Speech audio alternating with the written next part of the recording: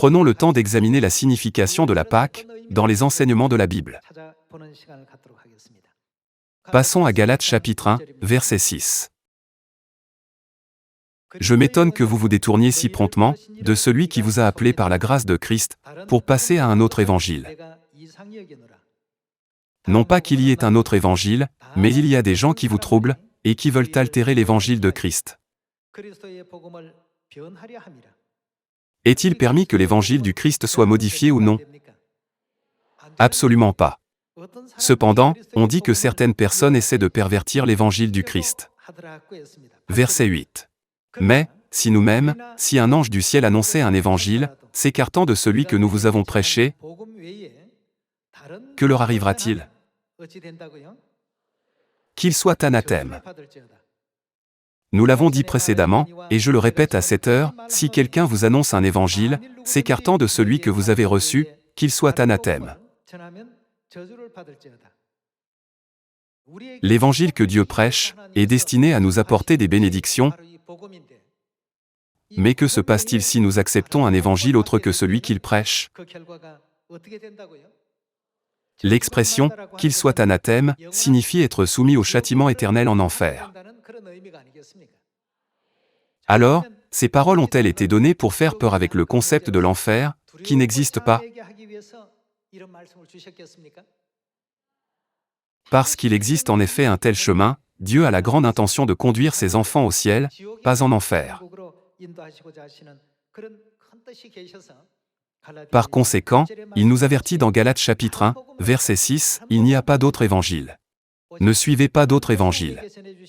Demeurez uniquement dans l'évangile que Dieu nous a transmis. » De nos jours, de nombreuses églises utilisent souvent le terme « évangile », mais lorsqu'on leur demande « qu'est-ce que l'évangile exactement ?» Expliquez-moi en détail, elles ont tendance à être assez déstabilisées. La raison réside dans leur incapacité à définir clairement le concept spécifique de l'évangile. Mais n'y a-t-il rien dans la Bible qui puisse nous permettre de comprendre l'évangile en détail? Puisque toutes les réponses sont dans la Bible, nous devons chercher les réponses dans celle-ci. Ouvrons Colossiens chapitre 1. Dans le verset 21, il est écrit « Et vous, qui étiez autrefois étrangers, et ennemis par vos pensées, et par vos mauvaises œuvres, il vous a maintenant réconciliés par sa mort dans le corps de sa chair, pour vous faire paraître devant lui saint, sans défaut, et sans reproche, si du moins vous demeurez fondés, et inébranlables dans la foi, sans vous détourner de l'espérance de l'évangile que vous avez entendu, qui a été prêché à toute créature sous le ciel, et dont moi, Paul, j'ai été fait ministre. »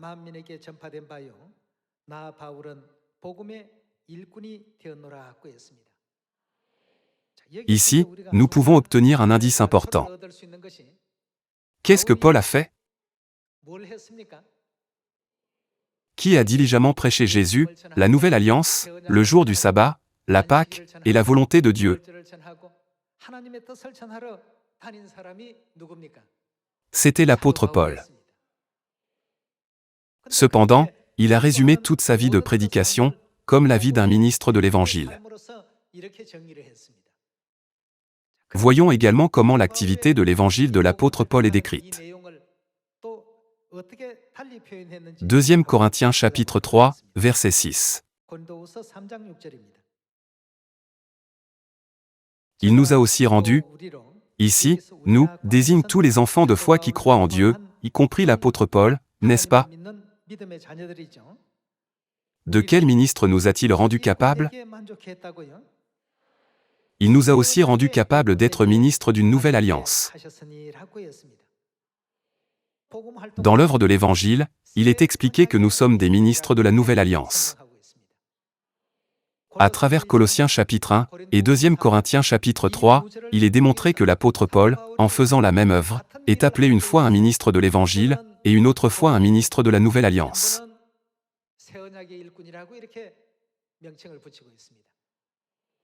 Alors, l'Évangile et la nouvelle alliance, sont-ils différents ou les mêmes?